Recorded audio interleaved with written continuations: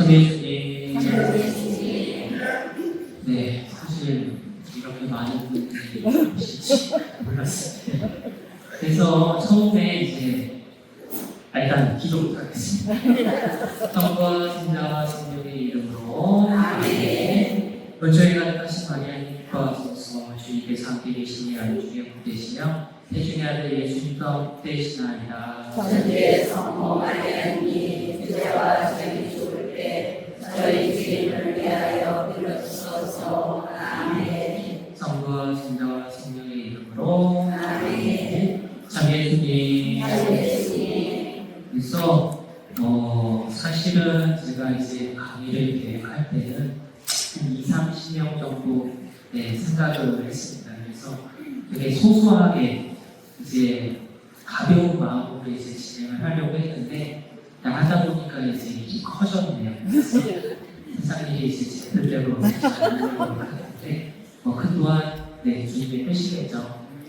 그래서 제가 이 강의를 하게 된 계기부터 말씀을 드리면요, 제가 올 초에 우연히 이 책 하나님을 사랑하는 것에 관하여라는 책을 접하게 되었습니다. 그래서 책이 너무 좋았어요. 그래서 신자분들과 함께 나누면 좋겠다라는 생각을 했는데 3달 동안 고민을 했습니다. 왜 고민했을까요? 첫째, 책이 너무 어려워요. 그래서 이해하기 쉽게 설명할 자신이 없어서 망설여지더라고요. 둘째로는 강의 준비가 어렵다, 힘들다. 그래서 사실 강의 한 번을 준비하려고 한다면 저는 이제 전문가가 아니니까 최소 하루 이상이 꼬박 걸리거든요.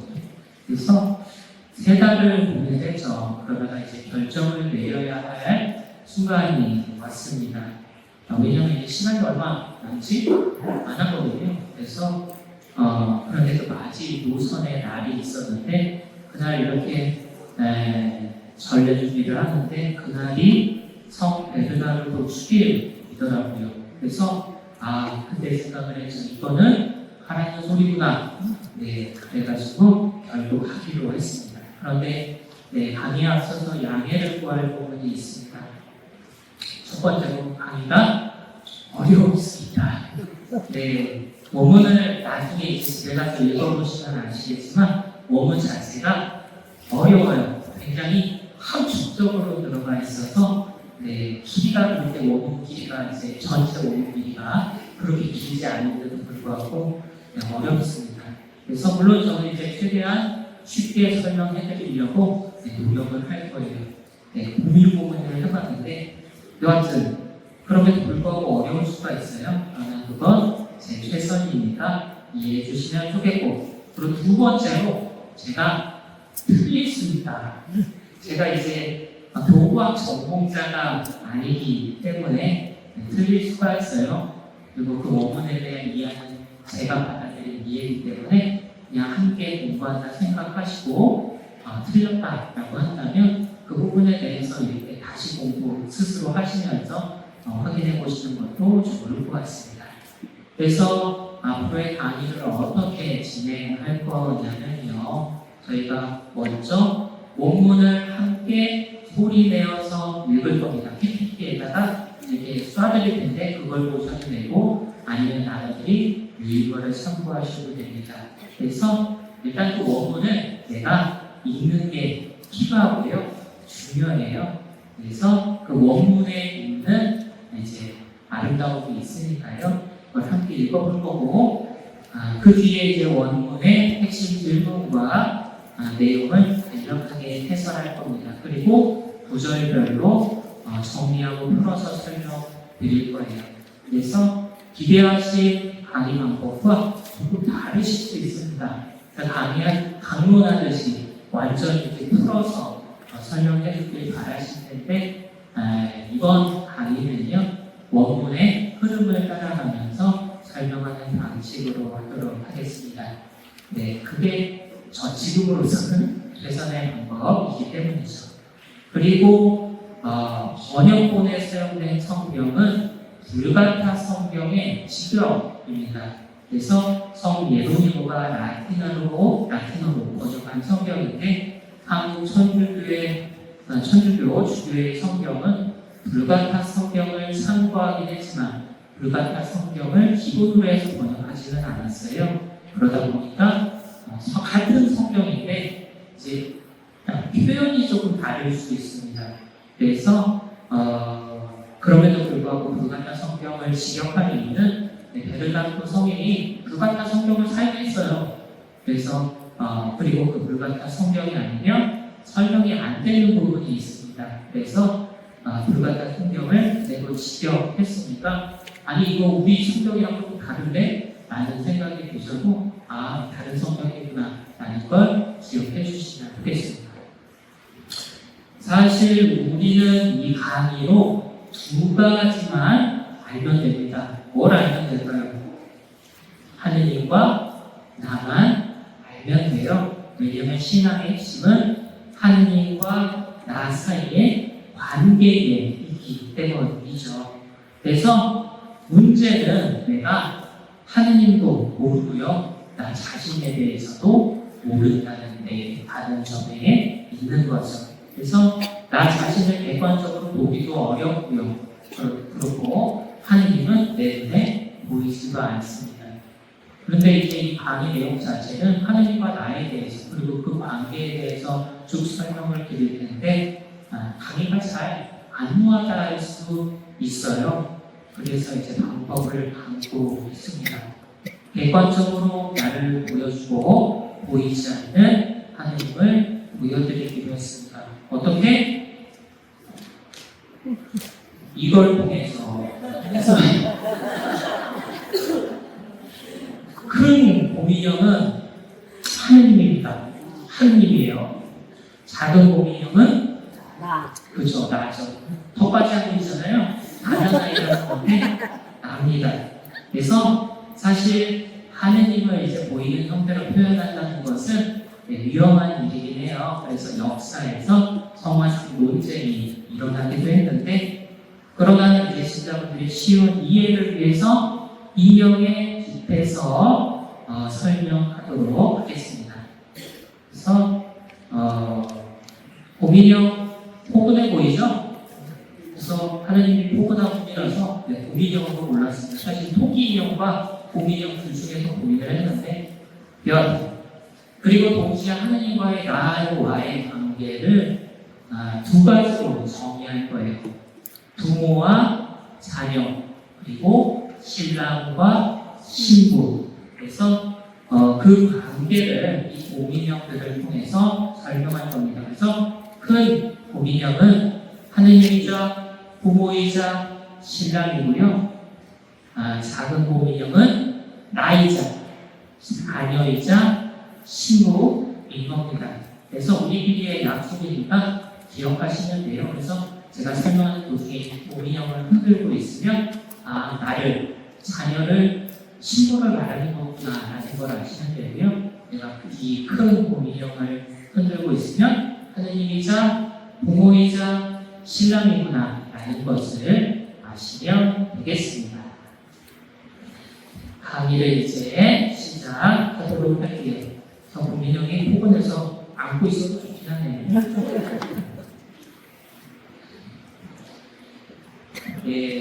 베르나토 성인의 비비젠도 데오 하느님을 사랑하는 것에 관하여입니다.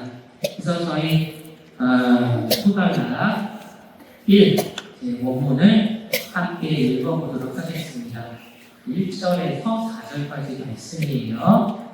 여러분은 왜 그리고 어떻게 하느님을 사랑해야 하는지 저에게 있어 보기를 원하십니까? 저는 이렇게 답하겠습니다. 하느님을 사랑해야 하는 이유는 하느님 자신이요 그 당신을 헤아릴 것이 사랑하는 것입니다. 이것으로 충분합니까? 아마도 지혜로운 이에게는 전혀 그럴 것입니다. 나는 왜 하느님을 사랑해야 할까요? 쉽게 이야기하자면 나는 왜 신앙생활을 해야만 할까요? 그래서 너무나 기본적인 질문이지만 이 질문에 대해서 확고하게, 확실하게 대답하실 수 있는 분은 그리 많지 않으실 겁니다. 물론 이제 대충 이렇게 이야기하실 수는 있을 텐데 정확하게 이야기하기는 어렵겠죠. 그래서 베르나르 성인은 독자와의 직접적인 대화로 이제 논의를 시작한 후에 하나님의 사랑의 본질적인 구조를 제시하게 됩니다. 그래서 왜 하나님을 사랑해야 하냐 이제 물으면서 시작을 하는 거죠.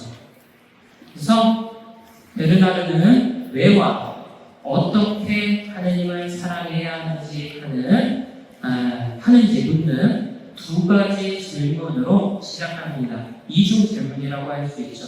그리고 이 질문에 대한 답변은 극도로 함축적이고 또 압축적입니다. 그래서 사랑의 이유는 하느님 자신이며 방식은 헤아림 없이 사랑하는 것이다 라고 원문을 시작하자마자 곧바로 대답합니다.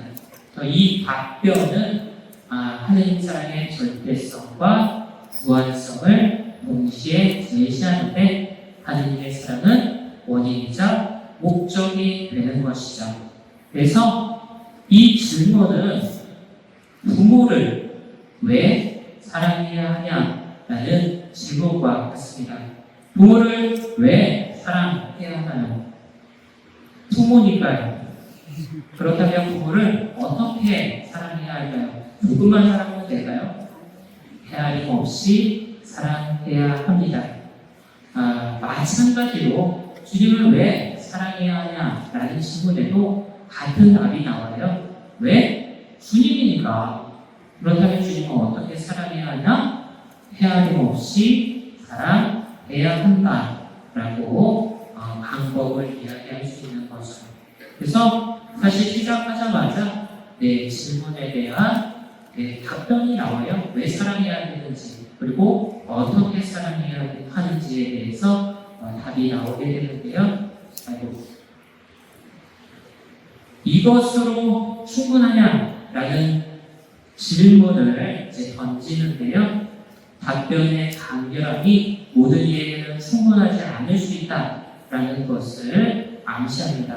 그래서 지혜로운 이에게는 이 답변만으로도 충분하겠지만 더 많은 설명이 필요한 사람들이 있다는 것을 인정하는 거죠. 그래서 이러한 부분을 통해서 뒤따를 상세한 설명의 필요성을 정당화합니다.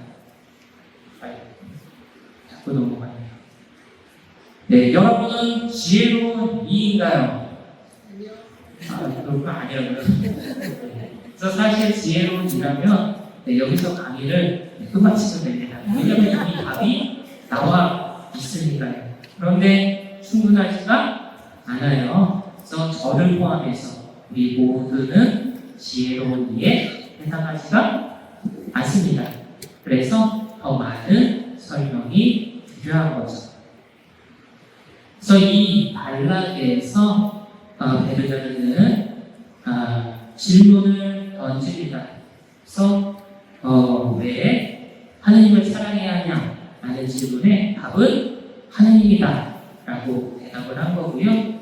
어떻게 하나님을 사랑해야 하냐? 그 방식에 대해서 물었을 때는 그 방식은 무한히 사랑해야 하는 것이라고 대답을 한 거죠. 그래서 요약을 하자면요.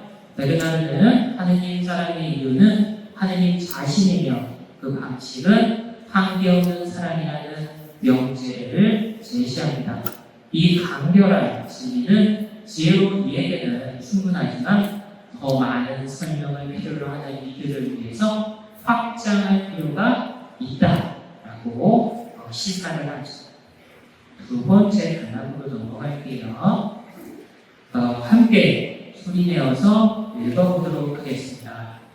하지만 저는 어리석은 이들에게로 뱃을 지고 있으리 지혜로운 이에게 충분한 말이더라도 그들에게로 맞추어야 합니다. 그러므로 저는 너희들을 위하여 깊이 보다는 너희들이 같은 말을 반복하는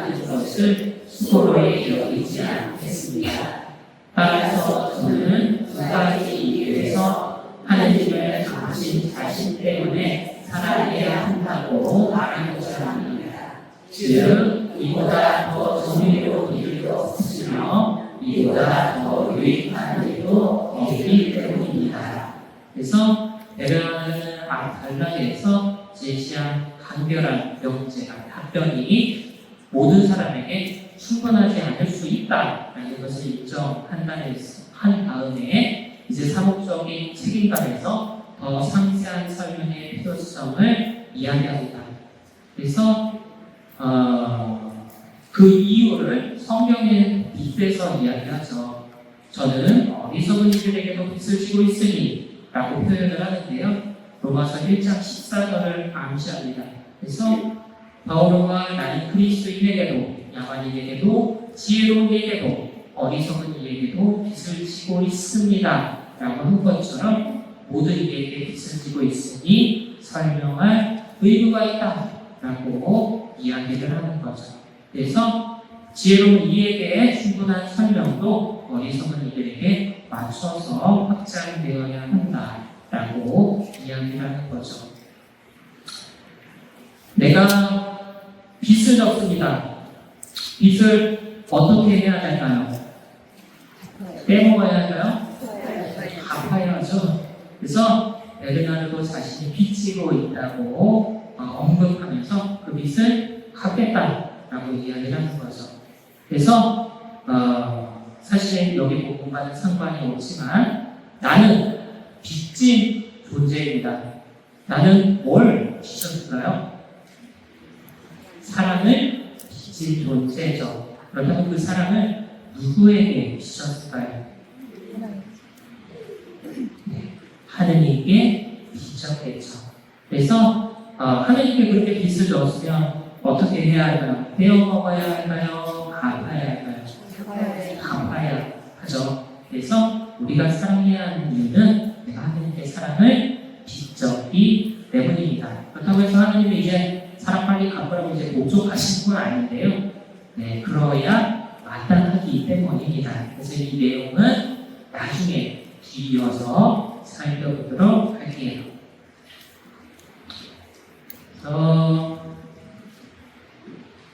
교육 방법론을 그렇다면 거리인들을 위해서, 어리석은 이들을 위해서 어떻게 할 거냐라고 했을 때는 깊이 설명하기보다는 너그러이 반복해서 설명하겠다라고 이야기를 합니다.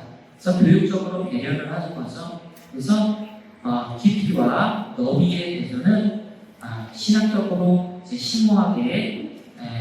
심오함보다 접근 가능하게 이해하기 쉽게 설명하겠다라는 것을 이야기하여서 이는 수고를 감수하더라도 모든 이해를 돕겠다라는 의지의 표현입니다. 여러분이 어린 아이에게 뭔가 설명을 할 때 어떻게 설명하시겠나요? 깊이 있게 설명하시겠어요? 아니죠? 이해하기 쉽게 설명하실 거고 반복해서 설명하실 겁니다. 베르나르도 그렇게 너그러이 반복하겠다라고 선언을 하죠. 그래서 능력이 없어서가 아니고요. 어린아이의 눈높이를 맞추기 위해서죠. 그래서 저희 강의를 진행해 보면 알겠지만 조금 반복된다라는 생각이 드실 수 있어요. 그래서 그렇게 반복하는 이유는 이해를 돕기 위해서 했던 말을 또 하고 해서 그 의미가 우리들 안에 자리 잡도록 하기 위해서라는 점 기억하시면 좋겠습니다. 그래서 하느님을 사랑해야 하는 이유를 이제 본격적으로 설명하기 시작하는데요. 하느님을 사랑해야 하는 이유를 두 가지로 제시하게 됩니다. 첫 번째는 정의롭기 때문에, 두 번째는 유익하기 때문에. 그래서 이 두 가지 구조는 신학적 진리와 인간적인 경험을 모두 포괄하는 접근을 예고를 하죠. 부모를 왜 사랑하나요? 그 일이 지극히 정의롭고 마땅하기 때문입니다. 그래서 부모를 왜 사랑해야 하냐라고 의문을 가지는 않아요. 또한 자녀에게 지극히 유익한 이기기 때문이기도 합니다. 그래서 부모를 사랑하면 자다가도 떡이 나와요. 그래서 마찬가지로 주님을 사랑해야 하는 이유는 지극히 정의롭고 마땅한 일이고 내게도 지극히 유익한 일이기 때문입니다. 자다가 뭐가 나온다?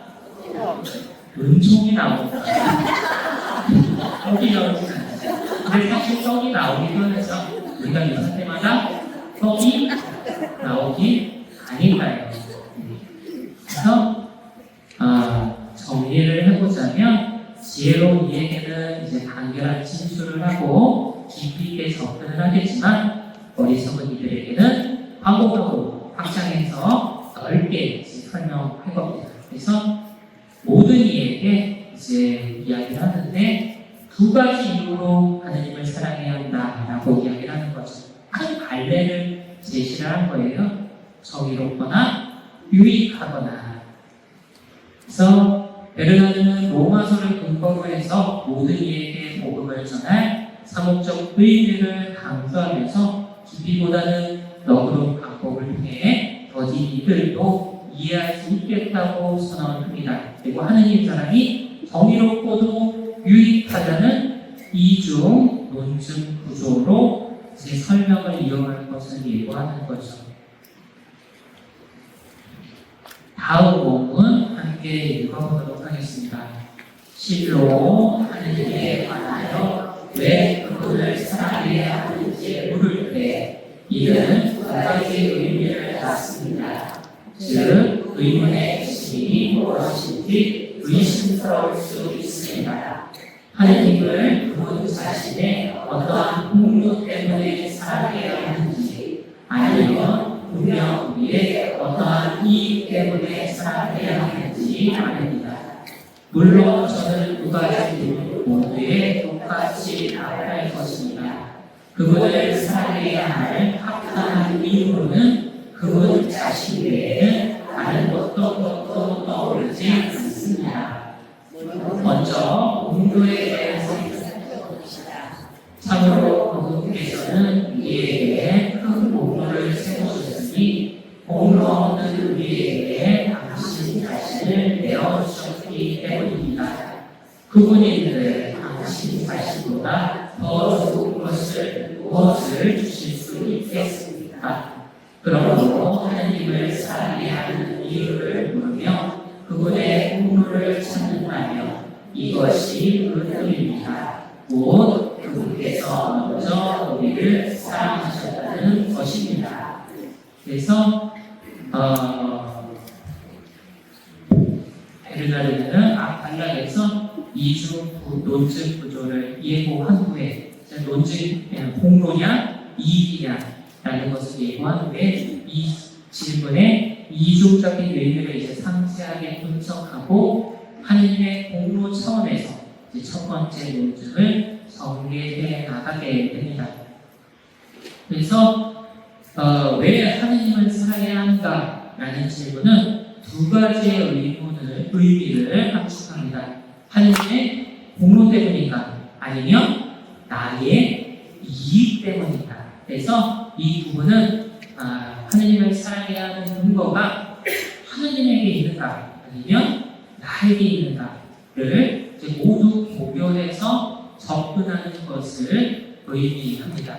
그래서 둘 중 어떤 이유로 하느님을 사랑하시나요? 여러분은 하느님 사랑하시잖아요.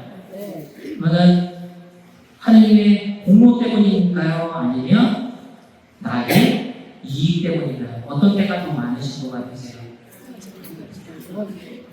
네, 대부분 후자일 때가 많겠죠. 그래서 어린 자녀가 갑자기 안 하던 짓을 합니다. 안 하던 설거지를 하고 청소를 해. 왜 그럴까요? 부모에게 바라는 게 있어서 아쉬운 게 있으니까 안 하던 짓을 합니다. 나도 그렇게 할 때가 많죠. 내가 평소에 기도 이렇게 열심히 안 하다가 뭐가 바라는 게 있으면 안 하던 기도를 열심히 하게 되니까요. 그래서 나도 그렇게 바라는 게 있어서 주님을 사랑할 때가 많습니다.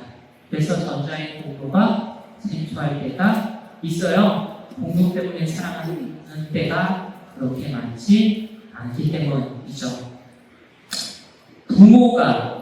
자녀가 부모를 사랑하는 것 정의롭고 마땅한 일입니다. 그러나 모든 자녀가 부모를 사랑하지는 않아요. 그래서 여러 가지 이유가 있을 수 있는데요. 때로는 부모로서의 마땅히 해야 할 공로가 없어서일 수도 있습니다. 그러면 부모로서의 공로가 뭘까요? 먼저 자녀를 사랑하는 것이죠. 먼저 사랑할 때 사랑받을 자격이 있거든요. 그렇다면 주님은 자격이 있을까요? 없을까요? 있겠죠. 정확하게는 사고 넘치도록 있겠죠. 그래서 두 가지, 공로 때문이냐 이익이냐 라는 두 가지 답변을 제시하는데 이 두 질문에 그분 자신에게는 다른 어떤 것도 떠오르지 않는다라고 이야기합니다. 하느님 사랑의 원인이자 목적, 근거이자 대상이 하느님 자신이라고 이야기하는 거죠. 결국 주님의 공로와 내 이익은 하느님으로 수렴이 됩니다. 그래서 그럼에도 불구하고 두 이유를 나눠서 살펴보긴 할 거예요. 둘 중에 무엇부터 먼저 가야 할까요? 하느님 중심으로 먼저 가야 할까요? 아니면 나 중심으로 가야 할까요? 하느님 중심으로 먼저 살펴보는 게 마땅하겠죠. 그래서 먼저 그분이 사랑받아야 할 합당한 공로를 살펴보도록 하겠습니다. 그래서 그분이 사랑받으셔야 할 이유는요, 그분께서 먼저 우리를 사랑하셨기 때문입니다. 그래서 여기서 핵심은 먼저입니다. 선행적인 사랑이 있는 거죠. 그래서 공로가 없는 우리에게 베푸신 은총이자 당신 자신을 내어주신 세상의 선물이면서 선행적으로 사랑을 해주신 거죠. 그래서 그분인들 당신 자신보다 더 좋은 것을 무엇을 주실 수 있겠습니까? 라고 말하면서 신적 자기 증여의 절대성을 강조하게 되죠. 부모와 자녀 중 누가 먼저 사랑할까요? 부모가 자녀를 먼저 사랑하죠. 누구를? 아무런 공로도 없는 자녀를. 자녀는 태어나자마자 부모에게 해주는 게 없어요. 받기만 하죠. 그런 자녀를 사랑하는 거고요. 어떻게 사랑한다? 자녀를 대신 사랑하시나요? 최선을 다해서 사랑하게 되죠. 마찬가지로 주님께서 먼저 나를 사랑하셨다. 누구를? 아무 공로도 없는 나를. 어떻게? 당신 자신을 내어주시면서 최선을 다해서. 그래서 여기서 핵심은 아까 말씀드렸던 것처럼 먼저 사랑하셨다는 데 있고요. 먼저 사랑하시면서도 가장 좋은 것으로 사랑하셨다. 그래서 자신이 줄 수 있는 가장 좋은 것은 당신 자신이시었기 때문에 당신 자신을 내어주면서 사랑하신 거죠. 그래서 하느님 사랑의 공로의 구조를 사랑하면요, 하느님께서 먼저 사랑하셨습니다. 공로 없는 자에게 베푸셨고요, 당신 자신을 선물로 주셨고 먼저 사랑하신 거죠. 그래서 인간은 그 사랑에 응답해야만 합니다. 그래서 인간의 사랑은요, 사실 그냥 사랑이 아니고 응답하는 사랑입니다. 왜냐하면 내가 먼저 주님을 사랑한 것이 아니기 때문이죠. 부모가 자녀를 먼저 사랑하면 자녀가 그 사랑에 응답해서 사랑하는 것처럼 사실 내 사랑도 응답하는 사랑입니다. 요약을 하자면요, 배를 하는 하느님을 사랑해야 하는 이유를 묻는 질문이 공로와 밝히고요. 두 질문 모두에 대한 답은 하느님 자신으로 수렴된다고 이야기합니다. 특히 하느님께서 먼저 우리를 사랑하고 당신 자신을 내어주신 것이 가장 큰 공로이다 라고 이야기를 하죠. 그래서 이 공로에 대해서 저희가 이제 조금 더 깊이 파고들 텐데 본문 함께 읽어보도록 하겠습니다. 그분께서는 마땅히 사랑으로 보답받으셔야 할 분이시니 특히 누가 그를 그리고 얼마나 사랑하셨는지를 주목하냐면 더욱 그러합니다. 과연 누가 사랑하셨습니까? 모든 영이 당신은 저의 하느님, 저의 행복 당신밖에 없나이다 라고 고백하는 부분이 아니십니까? 이 작업하신 분의 사랑하는 참됨이 정녕 당신 자신의 것을 찾지 않으시기 때문입니다. 그런데 이토록 순수한 사랑이 누구에게 베풀어졌습니까? 우리가 아직 하느님의 원수였을 때에 성경은 말합니다. 우리는 하느님과 화해하게 되었습니다. 그러므로 하느님께서는 거저 그리고 원수들을 사랑하셨습니다. 그러면 얼마나 사랑하셨습니까? 요한이 말한 만큼입니다. 하느님께서는 세상을 너무나 사랑하신 나머지 외아들을 내주셨다. 그리고 바울은 말합니다. 당신 친아들님마저 아끼지 않으시고 우리 모두를 위하여 내어주셨습니다. 아드님께서도 당신에 대해 말씀하십니다. 친구들을 위하여 목숨을 내주는 것보다 더 큰 사랑은 없다. 그래서 아까 말했던 선행적이고 최고의 사랑에 대해서 이제 구체적으로 살펴보게 됩니다. 그래서 앞서서는 선행적 사랑을 공로의 핵심으로 제시한 다음에 이 사랑을 3중 구조로 누가 누구를 얼마나 사랑했는지로 구체화해서 설명을 하려고 하죠. 첫 번째 차원입니다. 사랑을 하게 되면 주체가 있어야 돼요. 그래서 누가 사랑했는가 해서 시편 16장 2절을 인용해서 이야기하죠.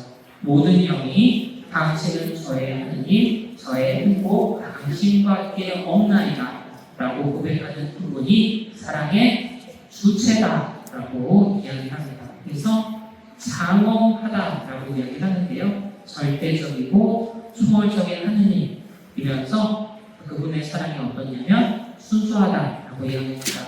당신 자신의 것을 찾으시지 않는 무사하고 무욕한 사랑이라고 이야기하죠. 그래서 하느님 사랑이 절대적이면 동시에 순수하다라고 이야기합니다. 자녀가 세상에 태어났을 때 누가 먼저 사랑한다고요? 네, 부모가 먼저 사랑합니다. 근데 어떻게 사랑할까요? 자녀에게 뭔가 바라면서 사랑할까요? 내가 이렇게 사랑하면 자녀가 나중에 커서 나에게 배고파 기사셔서 갚아주겠지? 라고 생각을 하지는 않아요. 아무것도 바라지 않고 순수하게 부모는 자녀를 사랑합니다. 먼저요. 마찬가지로 주님도 먼저 나를 사랑합니다. 어떻게? 아무것도 바라지 않고 그저 순수하게 사랑하시죠. 그렇다면 사랑하는 주체가 있으면 사랑을 받는 대상이 있어야 하잖아요. 그렇다면 하나님께서는 누구를 사랑하셨는가 해서 역설이 펼쳐집니다. 우리가 아직 하느님의 원수였을 때에 화해하게 하셨다. 로마서 5장 10절의 말씀은 인용해서 이야기를 하는데요. 우리가 누구다? 원수다. 그래서 그 원수를 거저 사랑하신 거죠. 원수한테 이제 사과를 받으신 것도 아니고 그런데 그냥 당신 먼저 용서하시고 사랑하시는 거죠. 그래서 원수를 사랑하신 그분의 신적 사랑의 초월성을 의미하는데요. 인간의 무가치함과 신적 사랑의 무조건성이 양극단으로 이제 드러나게 되는 거죠. 그래서 누구를 사랑했다? 내가 원수였을 때에. 그래서 우리가 원죄 이전의 모습이 어떤 모습이었냐 하면요. 이거 무슨 말이야? 하기가 힘드네. 우리가 원죄 이전에는 이렇게 되어 있었어요. 원죄 이전은 이렇게 되어 있는데 원죄 이후에 내가 이렇게 떨어져 나갑니다. 그래서 하느님께서 나를 떠난 게 아니고요. 원죄라는 것은 내가 스스로 자유의지로 하느님을 떠나간 상황인 거죠. 그래서 성경은 이 사건을 가리켜서 원수가 되었다라고 이야기합니다. 원수라는 것은 관계의 손상이 난 상태를 의미하잖아요. 그래서 원죄로 인해서 관계가 손상되고 그 결과 원수가 되었다고 표현을 하죠. 그래서 하느님이 나를 미워한 게 아니라 내가 하느님을 미워하게 되면서 원수가 된 거예요. 그런데 주님께서 원수가 된 나를 먼저 그리고 거저 사랑하셨다. 내가 주님께 나아갈 수 없기 때문에 나는 주님을 떠나갔는데 주님이 나에게 다가오셨다. 왜? 내가 주님께 다가갈 수 없기 때문에 주님께서 나에게 다가오셨고요. 그리고 거저 사랑하시면서 화해하여 다시 하나 되고 초대하신다. 잘 듣고 있나요? 이거 하느님 뒤집어져. 어쩔 수 없어요. 해도 하니까 진짜 안 해. 그래서 잘못 표현해서 이거 중요한 부분이라 이렇게 그래서 이렇게 마주보고 있어야 합니다.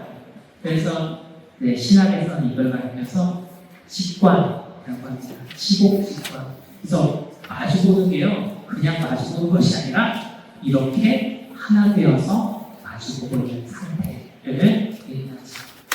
그렇다면 사랑의 주체 그리고 사랑을 받는 객체 이렇게 둘 다 살펴봤는데 그렇다면 얼마나 사랑했냐 그 정도에 대해서 살펴보도록 할게요. 그래서 얼마나 사랑하셨는가 성경을 이용하면서 그 사랑의 정도에 대해서 설명을 하는데요. 요한복음이 전하죠.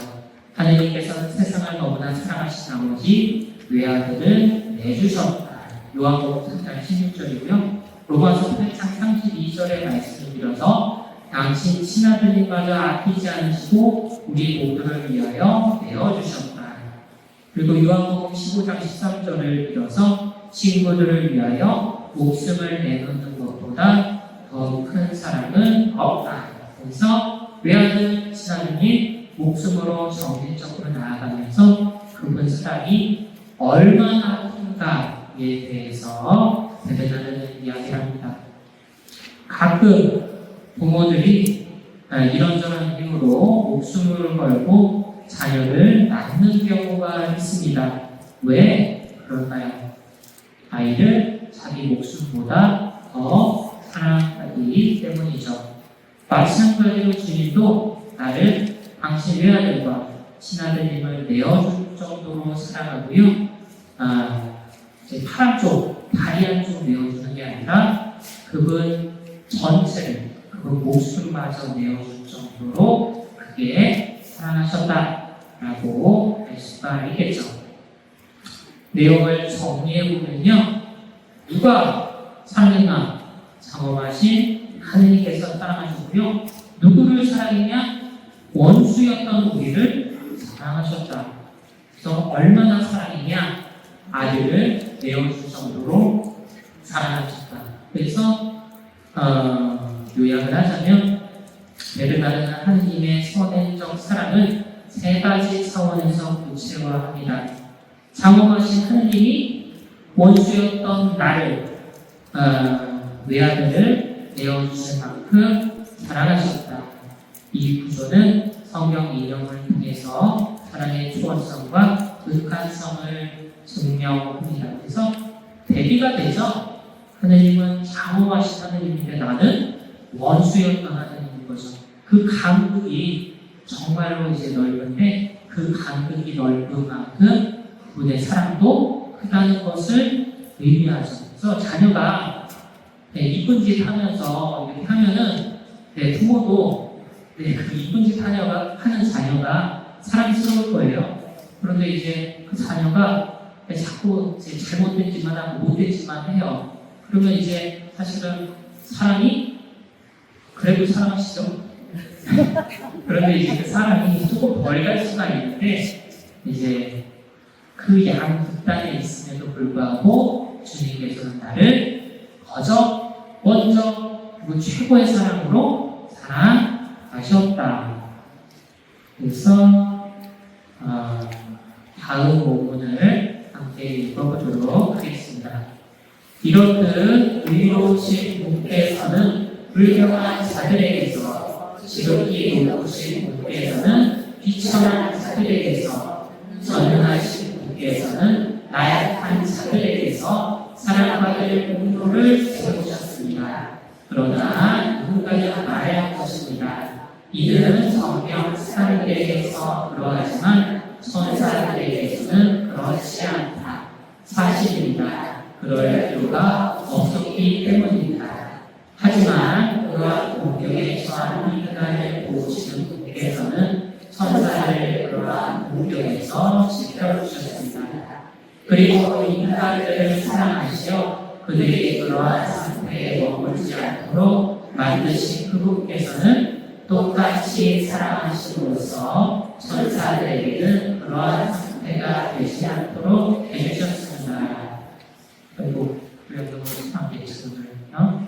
그래서 베르나르는 앞단락에서 3중구조로 누가 누구를 어떻게 사랑하는가에 대해서 구체성을 이제 설명한 후에 그 사랑이 만들어낸 역설적인 관계, 하느님과 나 사이에 역설적인 관계를 종합하고 이제 천사론으로 논의를 확장해 나갑니다. 그래서 일단 역설적인 관계를 먼저 살펴보면요.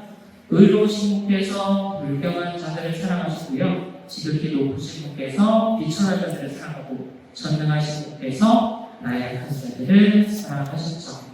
신적인 속성과 인간 조건 사이의 극단적인 대조는 하느님께서 사랑받을 만한 공로를 세우셨다는 역설을 극대화해서 설명합니다.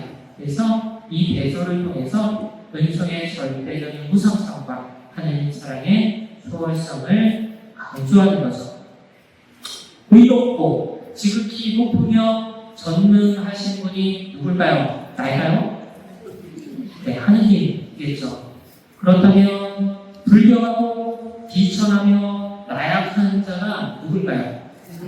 나가 되겠죠. 사실 이처럼 하느님과 나 사이에는 무한한 간극이 있습니다. 역설적으로 나는 하느님을 가장 많이 닮은 피조물이면서 동시에 하느님을 가장 많이 닮지 않은 피조물이기도 해요. 사실 말이 안 되는 건데 사실 그게 말이 안 되는 일이 벌어지고 있는 거죠. 그런데 그 간극에도 불구하고 주님께서는 나를 사랑하셨습니다. 내가 사랑하는 자격이 하나도 없는데 그럼에도 불구하고 나를 사랑하셨기 때문에 그분은 더더욱 사랑받으셔야 마땅한 거죠. 자격 없는 나를 사랑하셨기 때문에. 그래서 여기서 뜬금없이 이제 천사론으로 이제 넘어가게 됐는데요. 이는 정녕 사람들에게 그러하지만 천사들에게는 그렇지 않다라고 누군가 반론할 수 있다라고 이야기합니다. 그러면 이제 베르나르가 자문하고 이제 자답을 하는 거죠. 사실입니다. 그럴 필요가 없었기 때문입니다. 라고 이야기합니다. 그래서 천사들은 타락하지 않았으므로 구원이 필요 없다는 전통적인 천사론을 이제 수용하게 되는데요. 어떤 차이가 있냐라고 하면 인간은 공경에 처한 상태에서 구원을 받았는데요. 천사는 공경에 빠지지 않도록 보호를 받았다. 그래서 동일한 사랑인데 두 가지 방식인 거죠. 두 가지 모습인 거고요. 인간은 그러한 상태에 머물지 않도록 치유와 은총을 주실 거고, 천사는 그러한 상태가 되지 않도록 예방적인 은총이 주어진 겁니다. 그래서 똑같은 은총이 주어졌는데 모습이 다르고 방법이 다른 거고 사랑에 대한 표현 방식이 다르셨다라고 이야기를 합니다.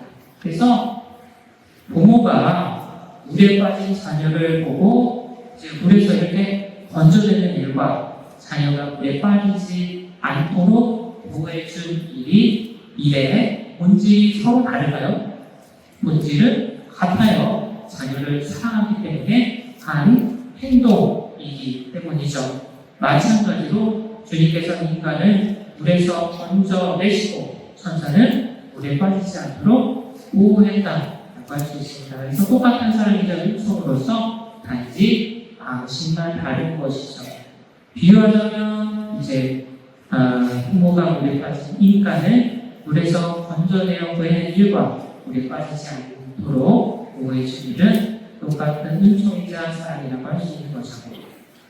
일상에서도 똑같이 적용할 수 있습니다. 내가 시련과 역경에 빠졌을 때 구해주시는 것도 사랑이고요. 내가 시련과 역경에 빠지지 않도록 보호하시는 것도 사랑입니다. 그런데 나는 주님께서 나를 보호해 주실 때는 사랑하지를 않아요. 왜? 알지 못하기 때문이죠. 내가 이제 내 삶이 평화로우게 그냥 그럴 줄 알고 있어. 사실은 주님께서 나를 보호해 주셨기 때문에 보호하는 형태로 당신의 사랑을 표현하셨기 때문인데 내가 그걸 몰라서 주님을 사랑하지 않습니다. 그리고 나를 은총과 역경에서 구해주실 때만 사랑하는 거죠. 그러나 방식만 다를 뿐 주님께서는 내가 기쁠 때나 슬플 때나 언제나 나를 사랑하고 계신다. 그 방식만 다를 뿐이지. 그래서 여기서 이제 나중에 알아볼 문제인데요. 우리 삶에 고통이 찾아오는 이유도 여기에 있습니다. 주님께서 보호해서 이제 사랑해 주시는데 내가 그 사랑을 깨닫지 못하잖아요. 그러면 당신 사랑을 알 수 있도록 그 은총을 빼앗기는 것을 허락하실 때가 있죠. 주님께서 은총을 얻어가시는 게 아니고요. 은총을 빼앗긴다. 누구한테? 사탄에게 빼앗기는 것을 허락하시죠. 왜? 내가 고통받는 걸 보면서 즐기셔서 그게 아니라 당신 사랑을 알고 돌아올 수 있도록 계기를 허락하시는 거죠. 이거는 나중에 조금 더 살펴보도록 하겠습니다. 정리하자면 하나님은 동일하게 사랑하십니다. 그래서 인간은 타락한 상태에서 구원해서 사랑하시고요. 천사는 타락하지 않도록 보호하셔서 사랑하십니다. 동일한 사랑인데 방식과 표현과 모습이 그저 서로 다를 뿐이다 라고 할 수 있는 것이죠. 요약을 하자면 베르나르는 의로우신 분과 불경한 자, 높은 분과 비천한 자, 적응하신 분과 나약한 자 사이에 극단적인 대조를 통해서 은총의 역설을 강조합니다. 그 간격이 이렇게 큼에도 불구하고 이렇게 다름에도 불구하고 사랑하셨음을 강조한 거죠. 나아가 하느님의 사랑이 인간에게는 친족 구원으로 천사에게는 예방적 보호로 작용함을 보여주시어 신적인 사랑의 보편성과 포괄성을 증명한다라고 할 수 있죠. 두 번째로 넘어가겠습니다. 함께 읽어보도록 할게요. 이 사실들이 명백한 이들에게는 왜 하느님을 사랑해야 하는지, 즉 어떤 이유로 부부께서 사랑받을 부부를 세우셨는지도 명백하다고 생각합니다. 만일 신자들이 이 사실들을 모른다 해도 하느님께서는 당신의 헤아릴 수 없는 그들로서 배은망덕한 자들을 부끄럽게 하실 준비가 되어 있으시니 그 은혜는 실로 피로 인간의 의를 위해 풀어졌고 감각으로 명백히 드러나기 때문이다. 참으로 먹는 모든 이에게 양식을 주고 모든 이에게 빛을 주고 숨쉬는 이에게는 공기를 주는 이가 누구이겠습니까? 그러나 조금 전에 헤아릴 수 없다고 말한 것들을 이제 와서 일일이 열거하려는 것은 어리석은 일입니다. 예시로 가장 주된 것들, 즉 땅과 태양과 공기를 준 것으로 충분합니다. 제가 주된 것이라고 말하는 그것들이 더 탁월해서가 아니라 필요하기 때문입니다. 그것들은 정령 육신의 것들입니다. 그래서 베르나르는 이제 각각의 지혜인 이중적 구조를 밝혀서 하나님에 대한 올바른 잠시만요. 잘 봤는데 베르나르는 이제 모든 인간이 감각적으로 체험할 수 있는 하나님의 은혜에 대해서 다루도록 할 텐데요. 신자와 비신자의 인식 차이에 대해서 이야기합니다. 신자들에게는 하나님을 사랑해야 하는 이유가 명백하지만 비신자들은 이를 알지 못한다라고 이야기하죠. 그 결과 하나님께서는 그 비신자들을 포기하시는 게 아니라 감각적으로 드러나는 은혜를 통해서라도 당신을 알 수 있도록 주대해 하시는 거죠. 헤아릴 수 없는 은혜라는 표현은 하나님의 은 중에 무한하다는 사실을 이야기하는 거기도 하고요. 그런데 여기서 오해하시면 안 되는 부분이 있습니다. 베르나르가 말하는 비신자는 하나님을 믿지 않는 사람을 의미하지 않아요. 그래서 비신자로 번역된 라틴어는 비지혜롭지 못한 자, 후보자, 영적으로 느린 자를 의미하는데요. 하나님을 사랑해야 하는 이유가 하나님 자신이라고 말하는 것에 충분하지 못하다고 하셨잖아요. 그래서 사실 우리 모두는 베르나르의 기준에 따르면 비신자, 믿지 않는 자라고 이야기할 수 있습니다. 그래서 앞으로 이야기하는 비신자는 그러한 의미라는 것을 기억을 하시면 되겠고요. 부모가 직장에서 힘들게 일합니다. 왜 일할까요? 자녀를 먹여 살리기 위해서. 그 사실을 아는 자녀는 부모를 사랑해요. 왜? 사랑하는 자신을 위해 기꺼이 감수한 고통을 알기 때문이죠. 그런데 대다수의 자녀들은 그 사실을 몰라요. 그래서 말합니다. 엄마가, 아빠가 내게 해준 게 뭐가 있는데, 그래서 내가 해준 게, 부모가 해준 게 없어서가 아니고요. 자녀가 그 사실을 모르기 때문이죠. 그래서 주님과의 관계에 있어서 나도 그렇게 말할 때가 많다. 그래서 주님께서 내가 당신 사랑을 알게 하십니다.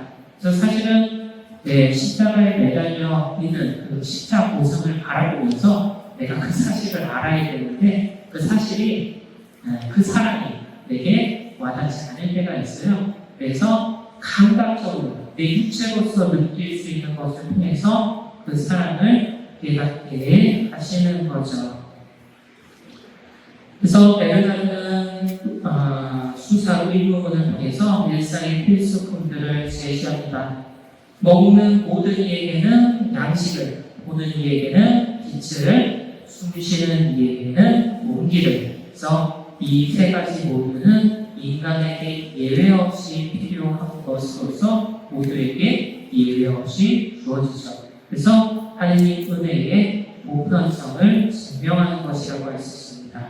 그래서 왜 이것을 골랐냐라고 할 수 있는데, 베르나르는 헤아릴 수 없는 은혜를 모두 열거하는 것은 불가능하다고 인정을 합니다. 그래서 선택을 한 거예요.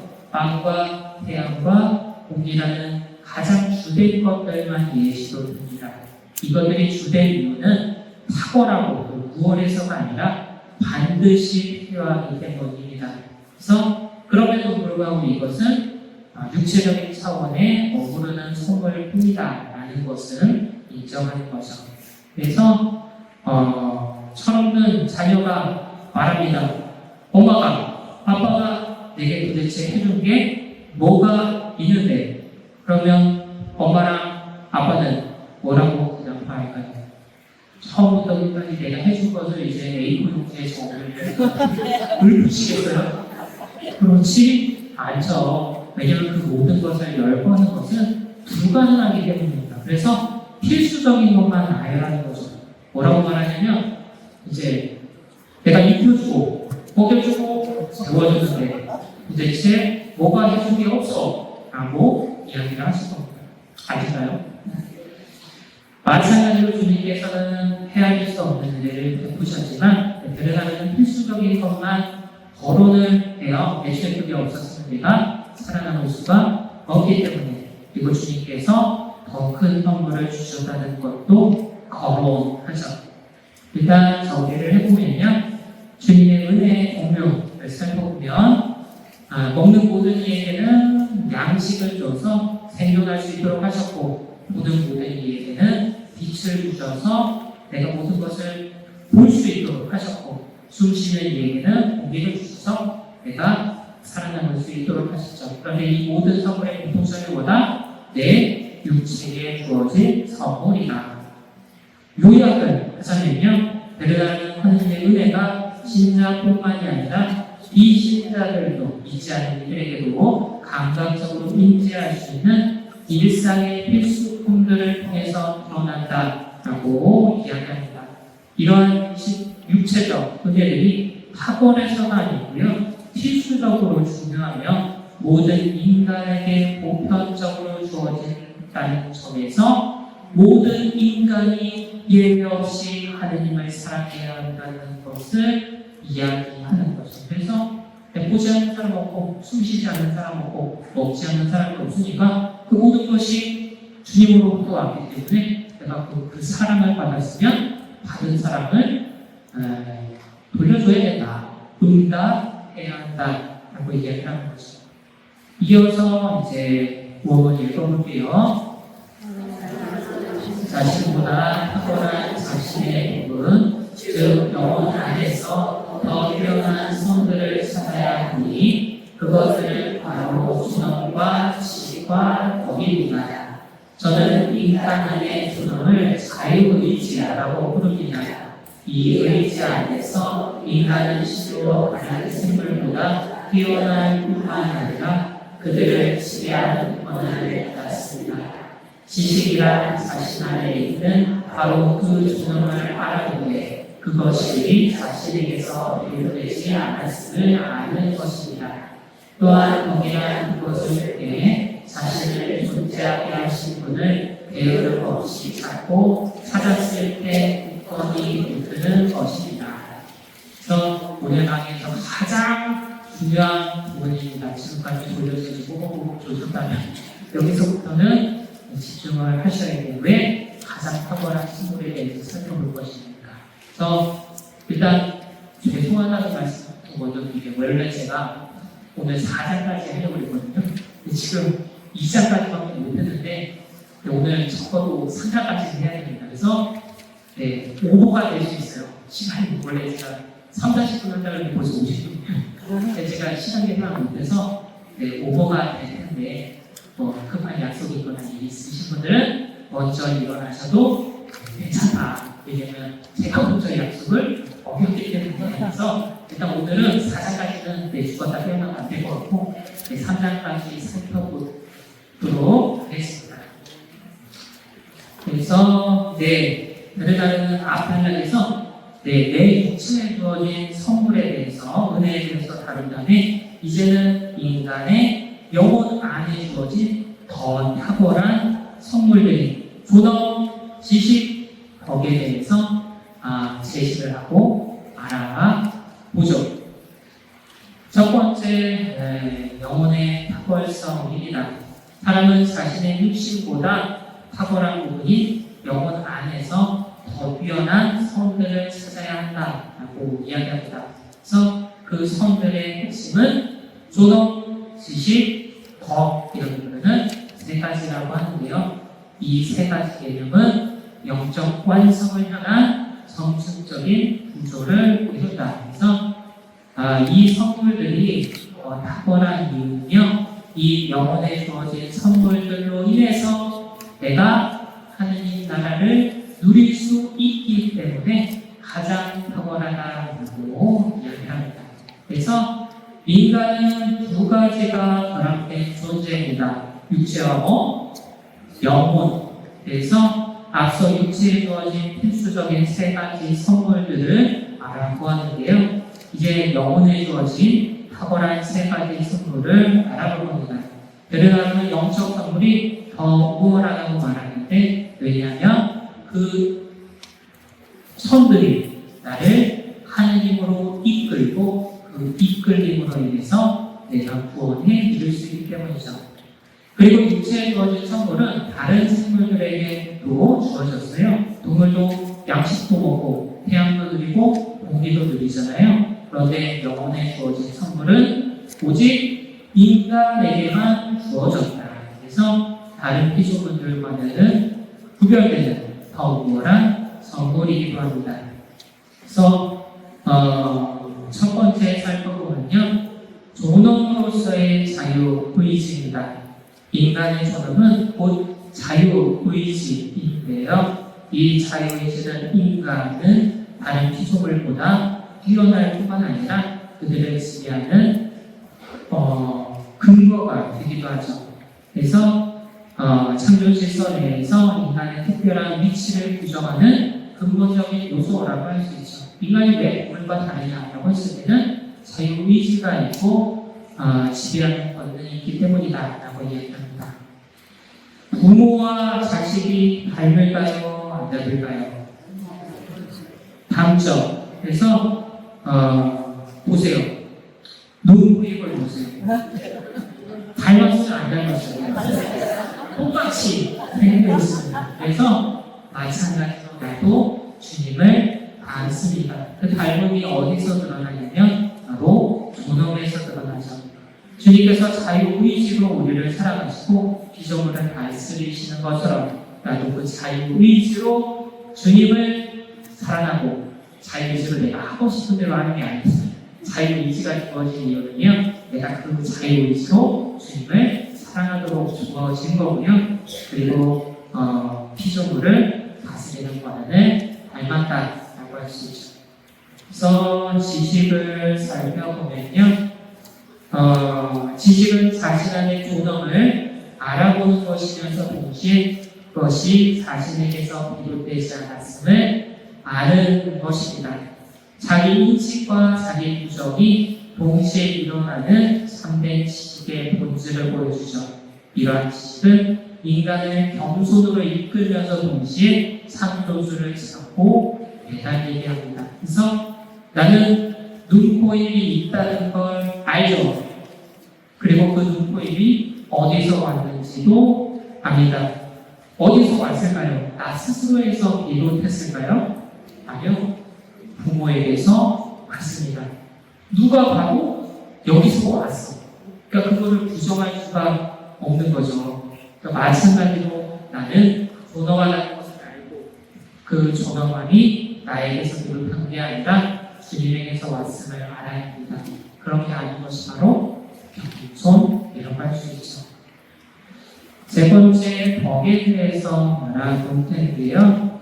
자신을 존재하게 하시는 분을 게으름 없이 찾는 것을 의미하고요. 찾은 후에는 굳건히 붙드는 지속적인 결합이 이루어집니다. 그래서 찾고 붙들고 이제 끝나는 것이 아니라 계속 붙들어서 매달려 있는 상태를 의미하죠. 그래서 덕은 지식이 가르쳐주는 창조주를 향한 실천적인 운동이라고 할 수 있죠. 어린 자녀가 부모와 떨어졌어요. 이렇게 떨어졌으면 어떻게 하나요? 자녀는 모든 걸 제껴놓고 부모부터 찾습니다. 다른 모든 일들은 일단 제껴놓고 부모 찾는 일부터 해요. 그래서 엄마 찾을 수 있잖아요. 어린 아이들은. 그렇게 찾은 다음에 어떻게 해야 할까요? 굳건하게 매달립니다. 그래서 나도 원죄로 인해서 주님과 이렇게 떨어져 있었어요. 그럼 어떻게 할까요?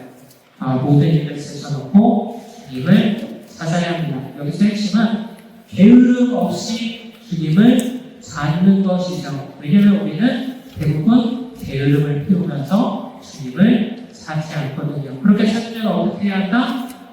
굳건히 붙들어서 결합해야 한다. 언제까지? 영원히. 그러면 이게 뭐냐면요. 이게 바로 하느님 나라입니다. 하느님 나라는 장소적인 개념이 아니라고 했습니다. 여러 번 말씀드렸잖아요. 관계의 개념인데 그 하느님 나라가 뭐냐면 내가 하느님을 찾고 그렇게 찾은 하느님께 굳게 매달리는 것을 이렇게 매달려서 하나 되는 관계, 하나 되는 관계가 바로 하느님 나라입니다. 그래서 오늘 배운 거 다 잊어버리셔도 이거 하나는 꼭 기억하셔야 돼요. 하느님 나라가 뭐다? 굳게 매달리는 거다. 이걸 뭐라고 해요? 포옹이라고 하는 포옹. 하느님 나라는 나와 하느님 사이에 포옹이 있는데 포옹에서 떨어지지 않는 거예요. 내가 너무 사랑해서 하느님도 나를 너무 사랑해서 찰싹 들러붙어가지고 떨어지지 않는 상태. 그 상태가 바로 하느님 나라이다. 그리고 내가 사랑하는 사람과 이렇게 안아주는 기분이 어떠세요? 기분이 너무 좋아. 행복해. 하느님 나라가 나를 행복하게 하는 이유도 거기에 있습니다. 내가 사랑하는 분과 껴안아서 하나 된 그게 너무 행복한 거예요. 네. 그래서 내가 누군가 알면 그 체온이 느껴지고 그래서 이게 너무 행복하잖아요. 네, 하느님 나라도 마찬가지다라고 할 수 있죠. 그래서 살펴 정리를 해보자면 영혼에 세 가지 선이 주어져 있는데 첫 번째로 존엄이 자유의지라고 얘기하는 존엄이 주어져 있고요.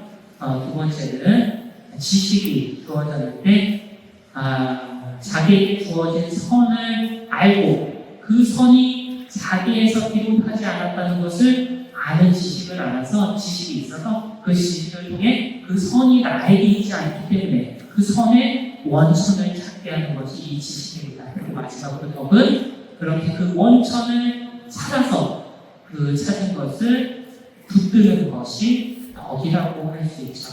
여기서 핵심은 게으름 없이 사는 것입니다. 왜냐하면 우리는 늘 주님을 찾고 매달리는데 게으름을 피우기 때문이죠.